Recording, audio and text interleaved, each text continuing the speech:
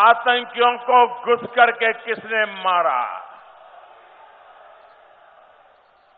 लेकिन आतंकियों को उन्हीं की भाषा में जवाब देना हमारे देश में ही कुछ लोगों को परेशान करता है। उनकी रात की नींद उड़ जाती है। जब भारत डंके की चोट पर दुश्मन को मारता है, तब कुछ लोगों को हिंदुस्तान में रोना आता है। जब पाकिस्तान पूरी दुनिया के सामने बेनकाब हो रहा है, तो ये पाकिस्तान के पक्ष की बातें कर रहे हैं।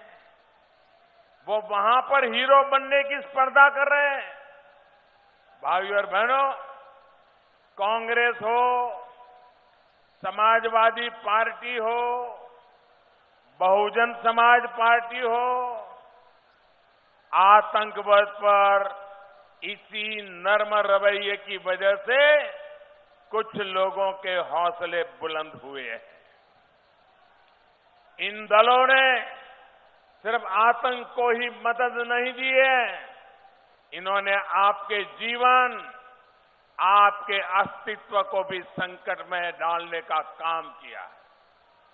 साथियों, उन दिनों को याद कीजिए जब उत्तर प्रदेश में सपा की सरकार थी, बसपा की सरकार थी, दिल्ली में कांग्रेस की सरकार थी। तब क्या होता था? कभी लखनऊ में बम फूटते थे, धमाके होते थे। कभी रामलला की जन्मभूमि अयोध्या में धमाके होते थे। कभी भगवान भोलेनाथ की नगरी काशी को दहला दिया जाता था। कभी रामपुर के सीआरपीएफ कैंप पर हमला हो जाता था। अक्सर इन हमलों के तार यूपी के अलग इलाके, दूर दूर तक इलाकों में जाते थे। देश की एजेंसियां बहुत मेहनत से उन हमलों में शामिल लोगों को पकड़ती थी, लेकिन वोट बैंक की अपनी सियासत की वजह से बुआ भी और बबुआ भी, उनकी सरकारें उनको छोड़ देती थी। साथियों, ये हमले किसके खिलाफ थे? ये हमले कौन करा रहा था? और क्यों सपा बसपा ऐसे लोगों पर मेहरबान थी? ये आज उत्तर प्रदेश का बच्चा बच्चा जानता है। साथियों, अब बीते 5 वर्षों से धमाके रुक गए कि नहीं रुक गए?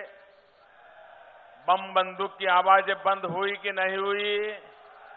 निर्दोष लोग मरना बंद हुआ कि नहीं हुआ?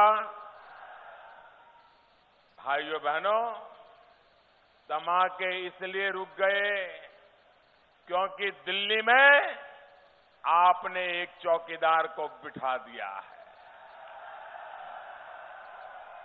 आतंकियों को पता है कि वो एक गलती करेंगे तो मोदी उन्हें पाताल में भी खोज करके सजा देगा।